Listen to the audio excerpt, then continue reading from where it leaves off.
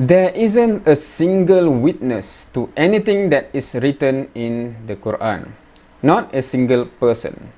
Take, for example, the crucifixion of Jesus Christ. According to Muhammad, Christ was not crucified. And there's a longer part here, but it is an elaboration specifically about the crucifixion of Jesus Christ. But what he mentioned here is interesting to me. That he's saying that there's not a single witness to anything written in the Quran. Not a single person.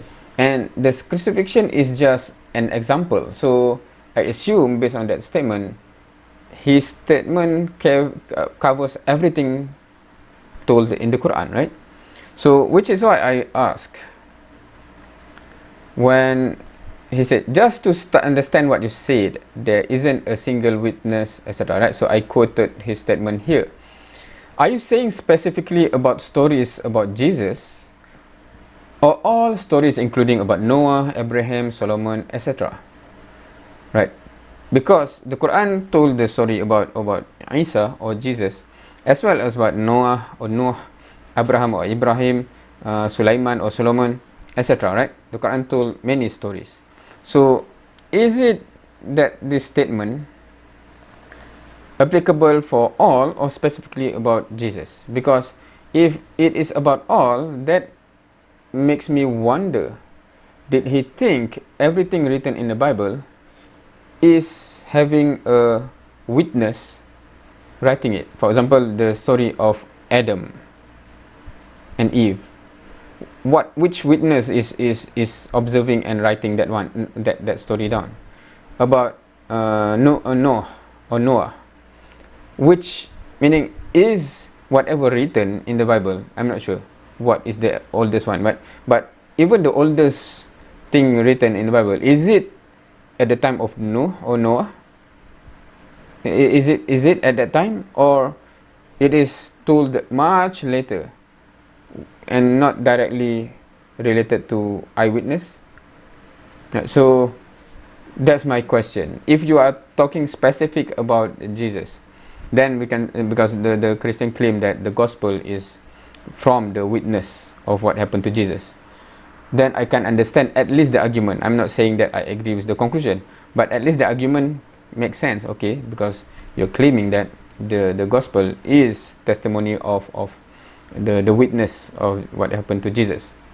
But if you say everything, and you're criticizing Quran about every single story, then you have to take into consideration about the Noah, Abraham, etc. Right?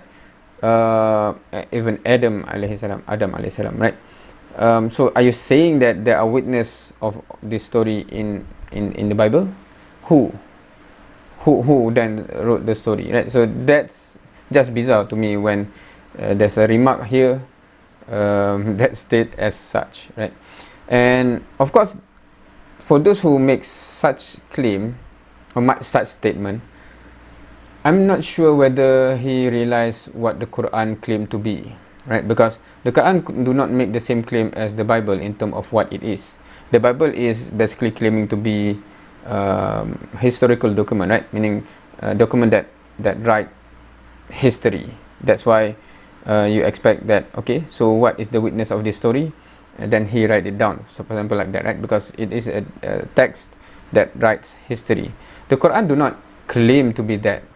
The Quran do not claim to be that. So it claimed to be a revelation from God. So God that knows from the beginning until the end, and God can tell every single thing without the need of please, refer to something, because God knows everything, and including what happened before the world is created and what happened after the world end.